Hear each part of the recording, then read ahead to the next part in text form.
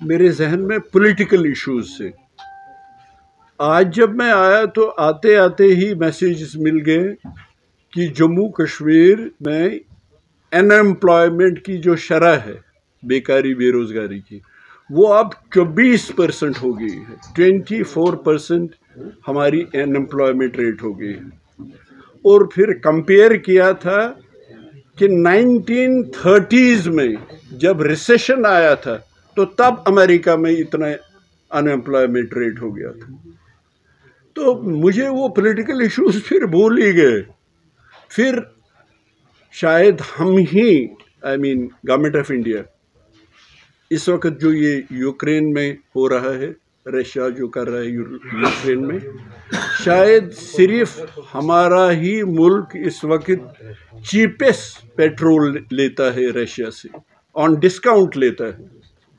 بڑی اچھی بات ہے، بہت ہی اچھی بات ہے، ڈسکاؤنٹ پہ لیتے ہیں اور ڈپلومیٹکلی بھی ٹھیک چلتے ہیں، بڑا اچھا ہے.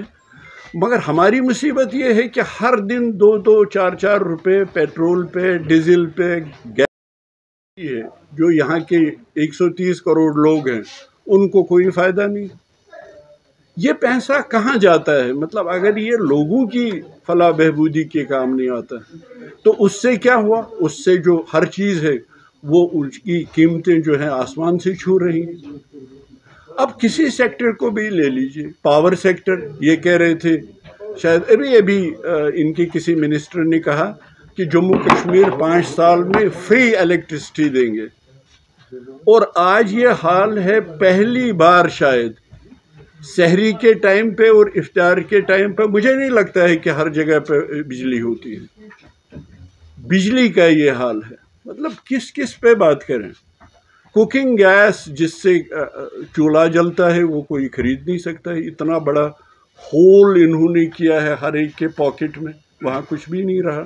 کوکنگ گیس خریدیں، پیٹرول خریدیں، ڈیزل خریدیں، سبزیاں خریدیں، کیروسین آئل خریدیں، ہر چیز کی قیمت آسمان کو چھو رہی ہے.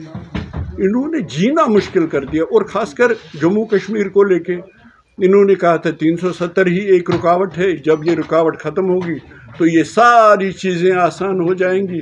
اور اگر آپ کمپیئر کریں گے وہ تو 10 ٹائمز ہر مشکل بڑھ گئی. اگر اس وقت 2 مشکلیں تھیں، اس وقت ہر سیکٹر پہ مشکل ہی مشکل ہے. ایک تو یہ بات ہے جو بہت امپورٹنٹ ہے. ایکچولی میں سوچ رہا تھا 2 امپورٹنٹ باتیں.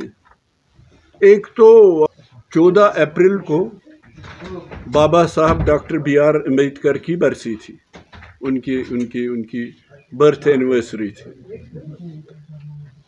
تو پرائم منسٹر نے بہت اچھا، انہوں نے نیشنل میوزیم انوگریٹ کیا.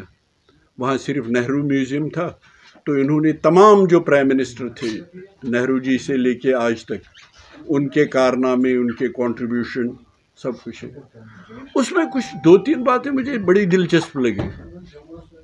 ایک تو بڑا اچھا ہے، انہوں نے نہرو جی کو بھی، جس نے ماڈرن انڈیا کی فاؤنڈیشن ڈالی، ان کا بھی رکھا تھا بلاک.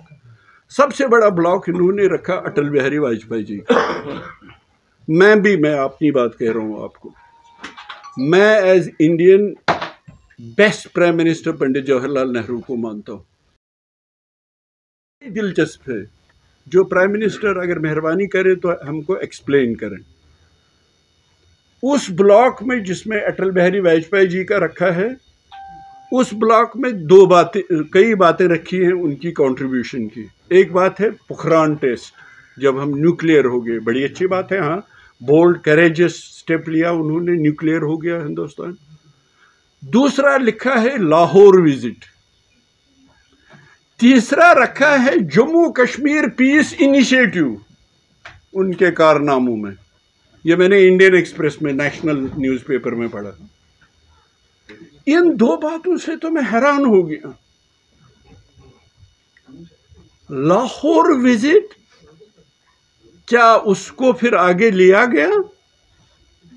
کیا لاہور وزٹ اٹل بہاری واجپئی جی نے تب بھی نہیں کیا جب کرگل میں بھی، جو آلموسٹ بیک سٹیبنگ تھی، کرگل بھی ہوا، پارلیمنٹ پہ بھی اٹیک ہوا، پھر بھی وہ بات چیت کرتے رہے. جیسے ان کا فیمس کوٹ تھا جب مفتی صاحب نے فیسیلیٹیٹ کی تھی وہ بات چیت، فیمس کوٹ تھا، ہم ہمسایہ نہیں بدل سکتے. تو آپ نے اس پہ کیا کام کیا؟ اگر پرائم منسٹر مہربانی کر کے مجھے سمجھائے، ہمیں سمجھائے، بڑی مہربانی ہوگی ان کی۔ اور جموں کشمیر پیس انیشیٹو، اٹل بہاری واجپئی، بالکل میں ان کو سلام کرتا ہوں، کیونکہ جب وہ پرائم منسٹر بنے وہ بی جے پی کے پرائم منسٹر نہیں بنے، وہ 130 کروڑ لوگوں کے پرائم منسٹر بنے۔ انہوں نے کشمیریوں کے بھی دکھ درد کو سمجھا، اور آج بھی میرا دعویٰ ہے، اگر آپ سیپریٹسٹ جن کو کہتے تھے ان سے بھی بات کریں گے، وہ بھی کہتے ہیں اٹل بہاری واجپئی جی تھے جو ہمارا دکھ درد سمجھتے تھے، جو ہماری تکلیف کو ایڈریس کر رہے تھے۔ راستے کھلنے لگے، سری نگر مظفر آباد روڈ، کشمیری نے بھی آرام کی چین کی سانس لی، پونچھ کی طرف سے بھی کھلا، اس کے بعد دوسری چیزیں ہو جاتی، اور پھر آہستہ آہستہ یہ جو سری نگر مظفر آباد روڈ پہ اس پہ جو دوسری فیسلٹیز کرنی تھی وہ بھی ہوگی۔ وہ تو انہوں نے کہا بارڈر بدل نہیں سکتے ہیں، مگر بارڈر ایرریلیونٹ کر سکتے ہیں۔ تو آپ نے جے کے پیس انیشیٹو کو ادھر نیشنل میوزیم میں رکھا اور اس پہ کوئی عمل نہیں ہے۔ رکھتے تو اس پہ عمل ہی نہیں ہوا۔ پرائم منسٹر صاحب ہم کو ذرا سمجھائیے۔ ہم تو بہت خوش ہوئے کہ آپ نے نیشنل میوزیم میں یہ رکھا ہے، وہ بات نہیں۔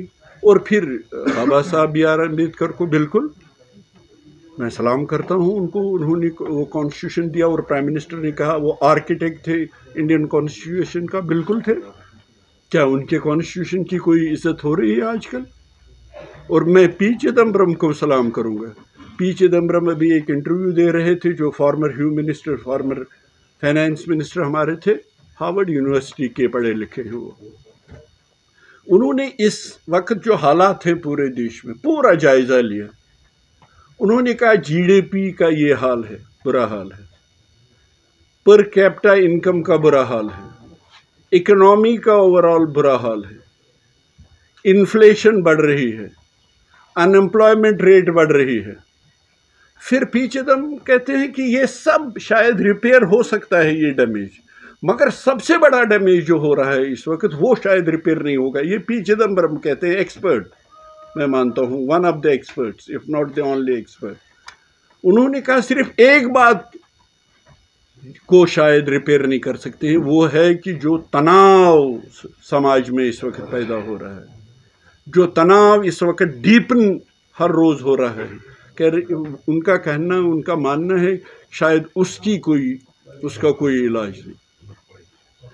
تو یہ باتیں ہیں جو میں آپ کے ساتھ شیئر کرنا چاہتا تھا۔ اور بھی تھی، انہوں نے ان کو کہا رمضان سیز فائر کرو، اب ہوا، اب پھر اگر وہ کنٹینیو ہوا ہوتا، انہوں نے کہا تھا کنٹینیو کر لیجیے، اگر وہ کنٹینیو ہوا ہوتا تو شاید ہماری جو مشکلیں ہیں وہ پہلے سے آسان ہوتی۔ مگر دیر آئے درست آئے، آج پرائم منسٹر نے جب شہباز شریف وہاں پرائم منسٹر بن گئے، انہوں نے ایک میسیج میں ان کو لکھا، اور وہ کوٹ ان کوٹ ہے، انہوں نے کہا کنسٹرکٹیو انگیجمنٹ کی ضرورت ہے، کنسٹرکٹیو، انہوں نے کوٹ ان کوٹ لکھا ہے۔